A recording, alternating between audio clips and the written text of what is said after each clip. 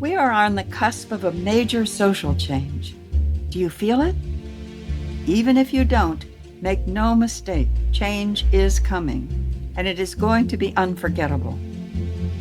I'm your host, Dr. Sarah Hart, and here on Prime Spark, where we work with and on behalf of women over 55, I want to help you find that spark that will ignite your way forward, reflect your gifts to the world, and illuminate your path through this next stage of life. Through these podcast conversations, I hope to inspire you to see how you can make a significant contribution to some of the gnarly problems that are facing us right now. Join me, and together let's discover our Prime Spark. Hi, and welcome to Prime Spark. I'm Sarah Hart, and I'm so happy you're here with us. Prime Spark is designed for women over 50 or close, with a goal to help us all live our happiest, most fulfilling, and productive lives, now and in the future. The mission of Prime Spark is to change the way our society sees and treats older women. That's a big mission, which only means we all need to be involved and we need to get going now. And today I have the pleasure of talking with Michelle Ann Johnson, a woman whose work I greatly admire. As a Hollywood actress, Michelle embodied the art of influence on stages and television for over 20 years on shows such as Friends, Bones, CSI Miami, Modern Family, and NCIS.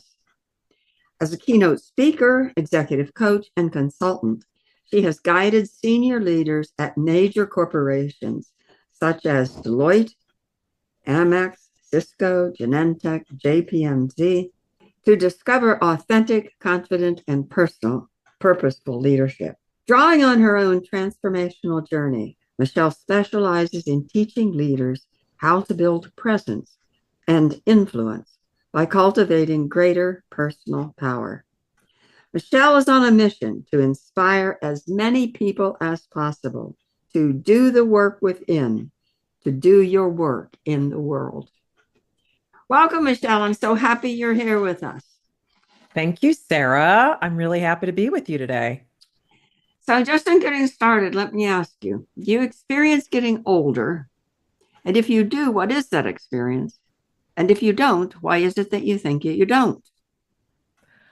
I think it's a little of both. I do experience getting older in the sense of the aches and the pains and the menopause and those things. You know, your body definitely lets you know that you're getting older. However, I don't experience getting older in the sense of feeling like my life is ending or feeling like my best days were behind me. I actually feel like my best days are in front of me, which is a really, really great place to be in my life. You know, Michelle, that's really interesting. I've talked to hundreds of women now at this point, and most of them will say something like that. Yeah, my body, it aches and this, but other than that, I feel better than I ever have, and I'm really looking forward to what's next. And I don't know when it's going to take our society catch up with. That's who we are now. That's Yes, who we are. that is who we are. And, you know, I think it takes older women having these kinds of conversations in public, because it's important to share our experiences, our real life experiences of aging, not what it looks like in the movies or on television or in commercials, but what it really is. And I think what gets lost in translation is the wisdom, hopefully, if you're doing it right, the wisdom that you gain as you age. You couldn't pay me enough money to go back 10 years, even 5 years, even 2 years. Like I just feel like, you know, my personal philosophy is to continue learning and growing and evolving, to make today better than yesterday, to learn from my experiences. I don't think in terms of mistakes, but to learn from my experiences so that I can make different and better choices tomorrow.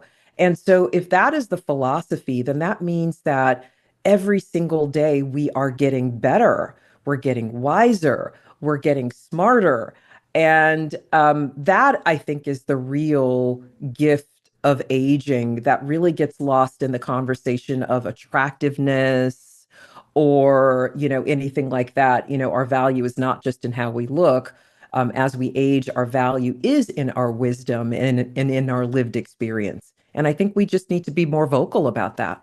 I absolutely agree, Michelle. One of my things is I really encourage older women to stay out or get out and make a difference in whatever way is important to them. Because I don't know a time when my world, at least as far as I've known it time wise, has needed older women's wisdom more than right now.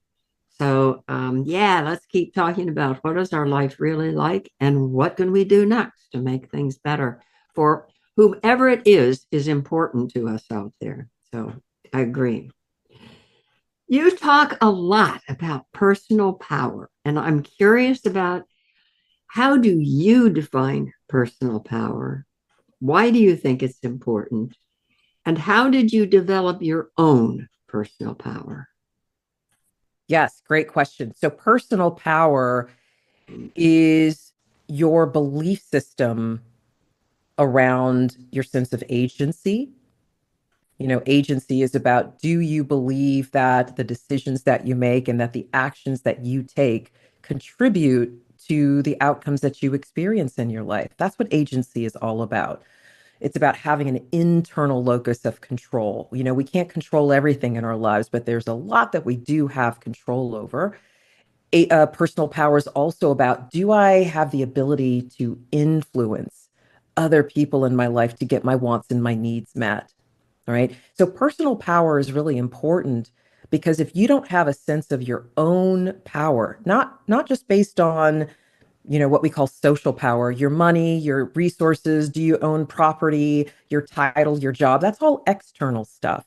But the personal power is about, do you feel empowered from the inside out, regardless of how much money you have, what your title is, what your position is, regardless of where you are on the social hierarchy.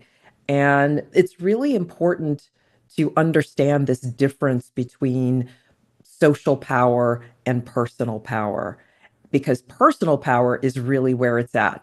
I am somebody who was not raised in an environment of social power. I was raised in a single parent home. My mother had a mental illness. She could barely hold a job. She did not feel like a powerful person. And I saw firsthand what that kind of belief system, what that kind of internal experience does to you. I saw the connection between the internal and the external in ways that I think a lot of people may not see or they take for granted. And so, what that did for me was I got to a place in my life where I had the external trappings of success. I had not one, but two successful careers. I was a professional actress in Hollywood. I was also a corporate manager. So I was quote unquote successful, and yet I didn't feel successful on the inside. I didn't feel powerful. And it's because I didn't know who I was. I hadn't taken any time to figure out what I wanted my life to look like. I didn't have a sense of my own agency because up until that point, life had just happened to me. Luckily, life happened in a way that was successful, but it still felt like life was happening to me instead of me making conscious decisions about what I wanted my life to look like. And so I got to a place where I dropped out of life. I gave myself a 5 year break. I call it my big time out. And during that time, I really got to know me. I got to know who I am. I turned my gaze from the outside to the inside. I looked, under the rocks and behind the doors and in the closets of my psyche.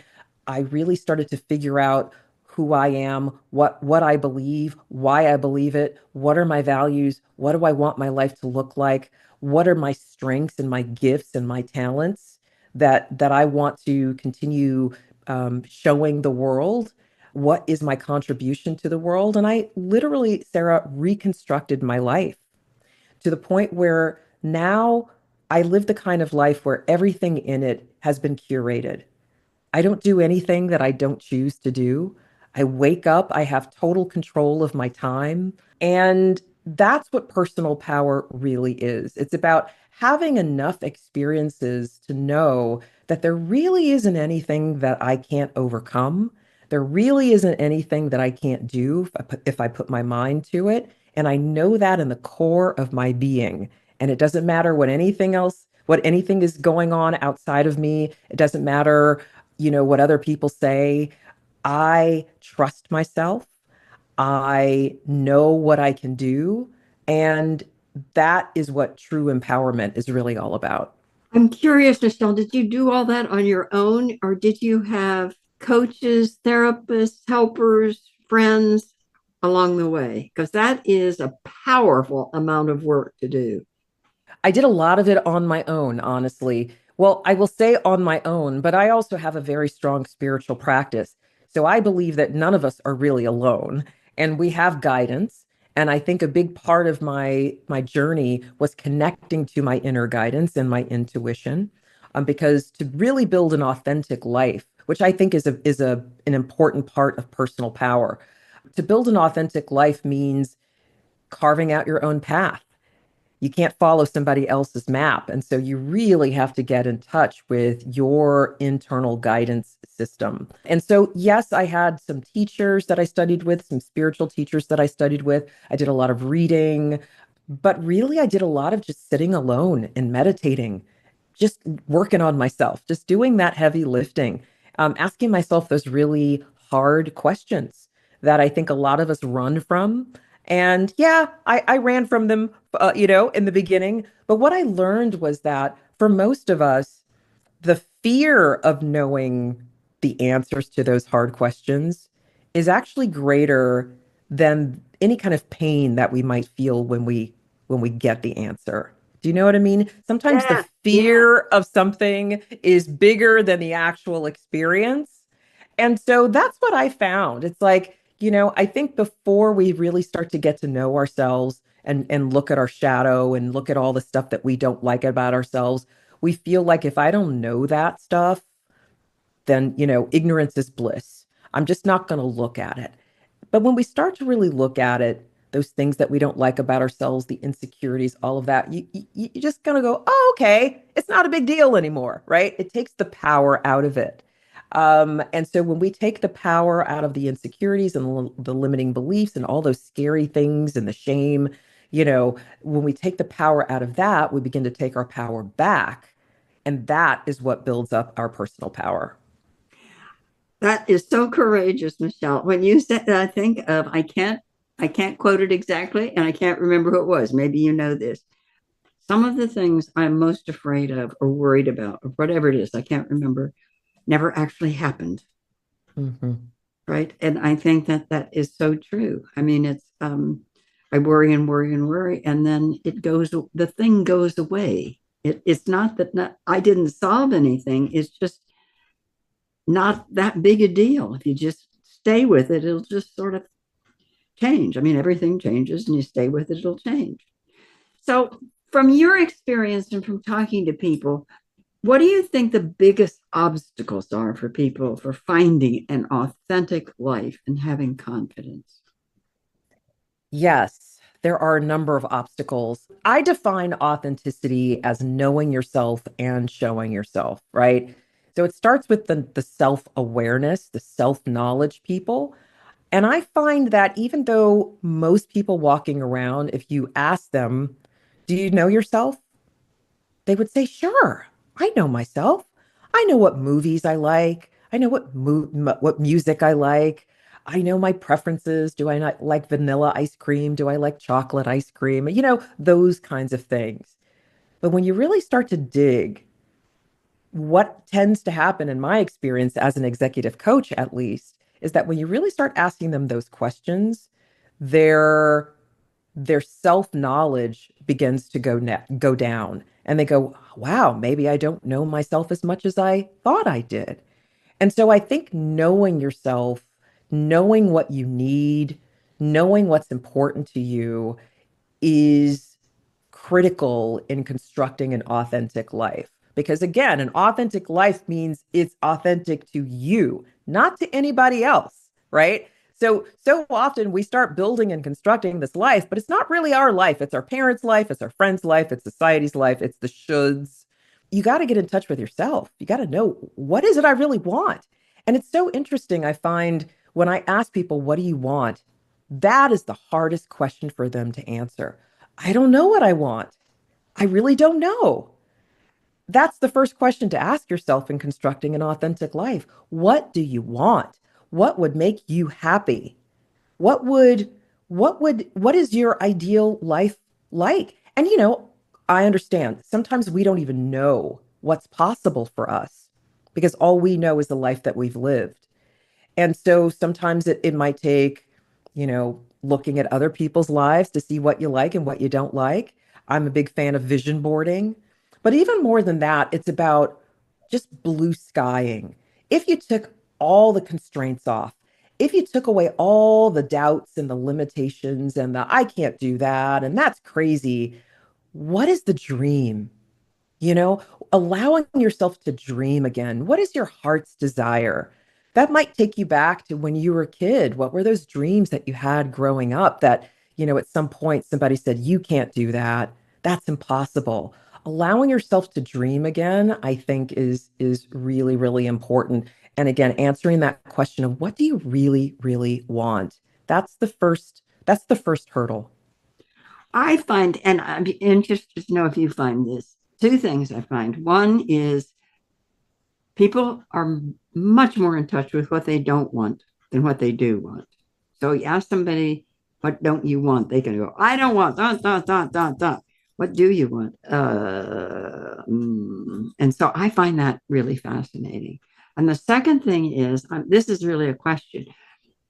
Do you find any difference in not knowing what you want between men and women? I haven't found that.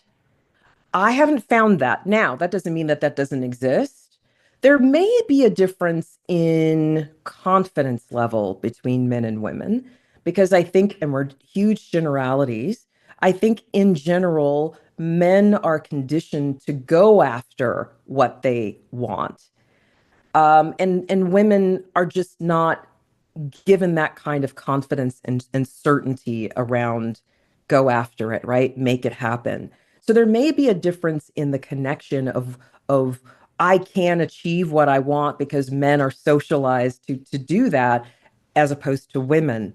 And it may be a little harder for women to identify what they really want because we are conditioned to be so involved in what other people want, right? We're the nurturers. We're the caretakers. And so I think sometimes we can be really, really involved in manifesting what other people want. But when it comes to us manifesting what we want, that's where it can be a little dicey.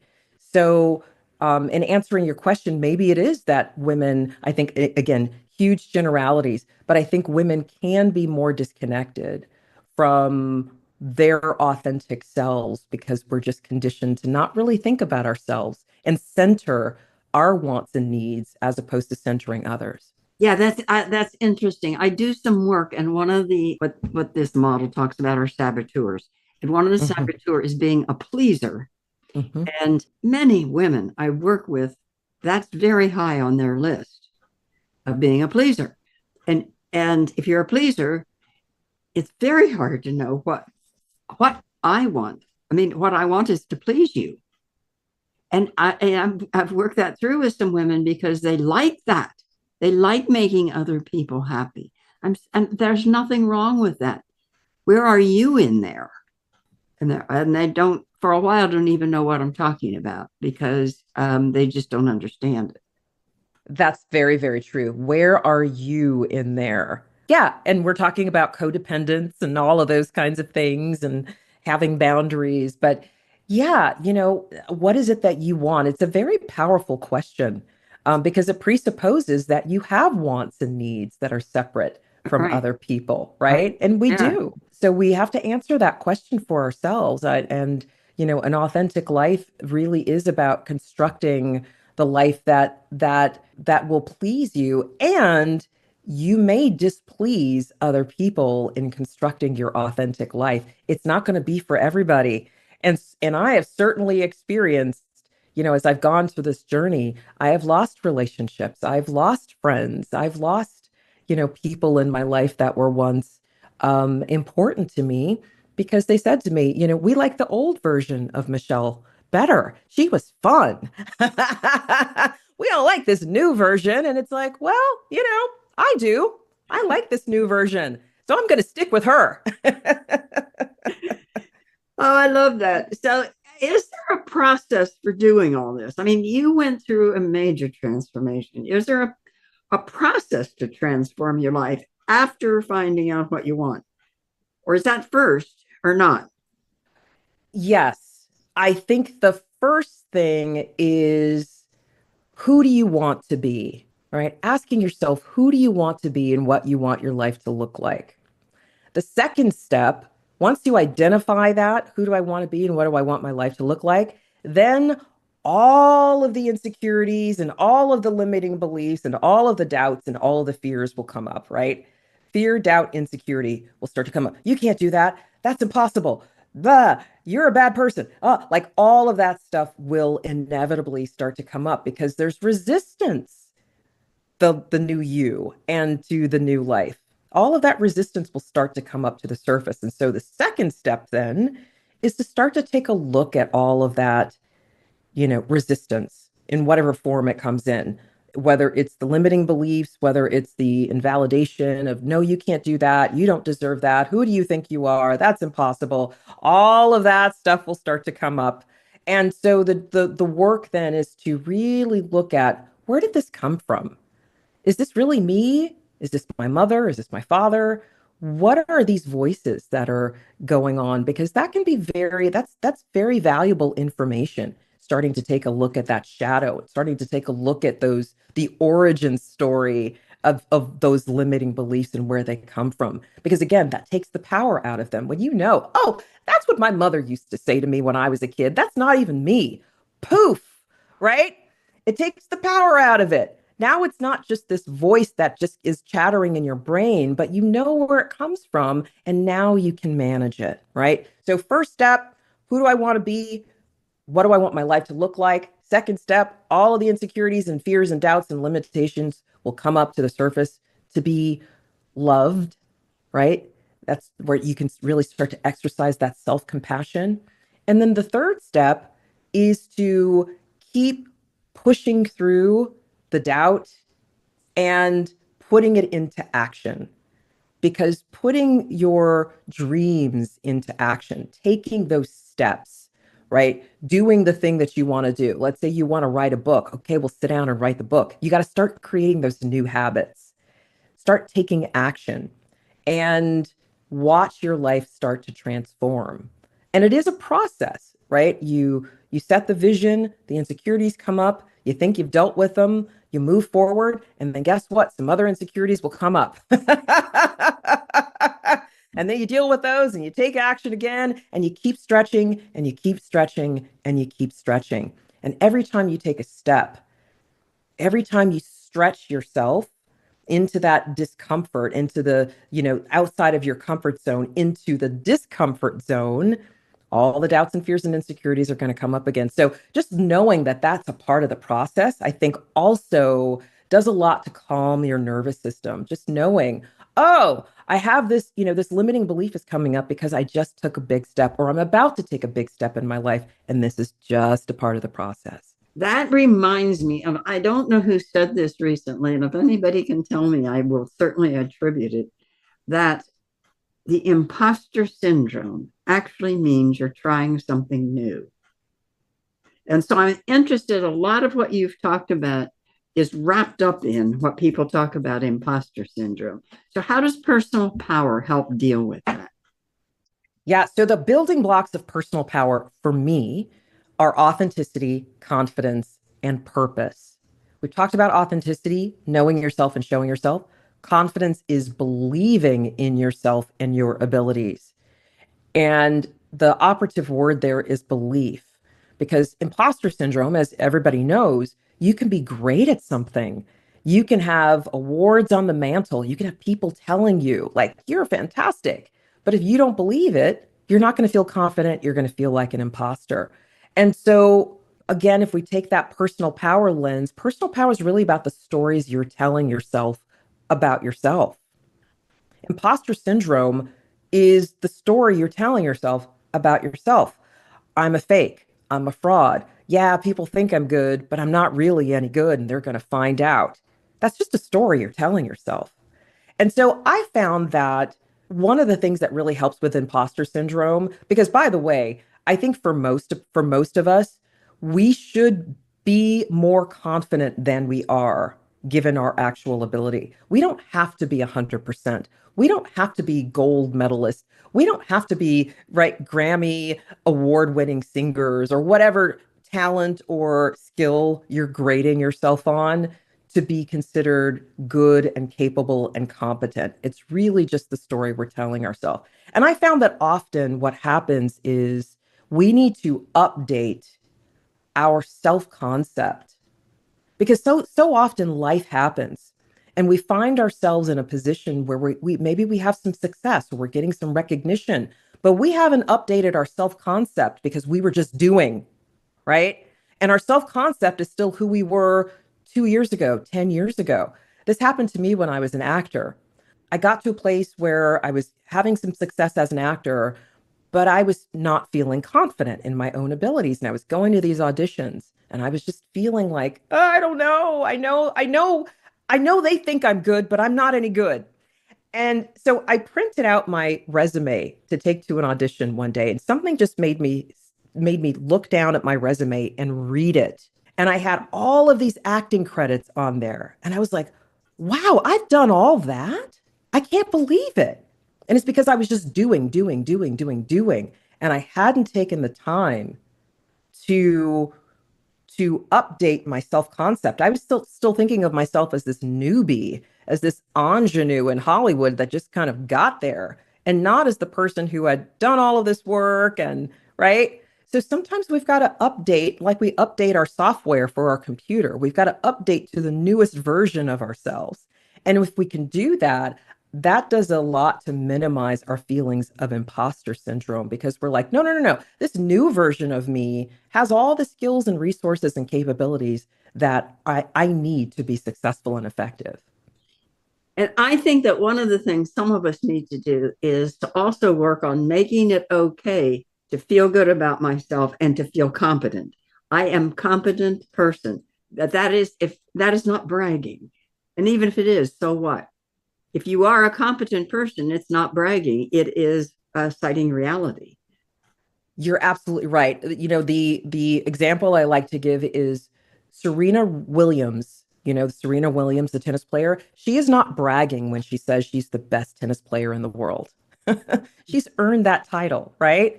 We're not bragging when we share our strengths and our competencies. It's actually an act of service if you look at it. Because if somebody needs what you have to offer, shouldn't they know that that's what you can offer them? Shouldn't they know that you can help them with their problem? So, yes, we need to get better at sharing our strengths, sharing our gifts, sharing our talents. And it doesn't have to be done in a braggy way. You know, I think we've all seen bad examples of what that looks like. And so rather than finding our way of advocating for ourselves and sharing our gifts and talents, we just don't do it at all. Don't do it. And that's a mistake. And I think those are old messages playing about don't brag, don't, but in the back of a lot of people's minds, especially women, again, I find is don't brag, but I hope they find out anyway. It's I don't very I true. don't have to tell them, but I hope they find out anyway. Yeah, Yeah. yeah, absolutely. So you have done so much in your life. What are the two things you're proudest of? Mm.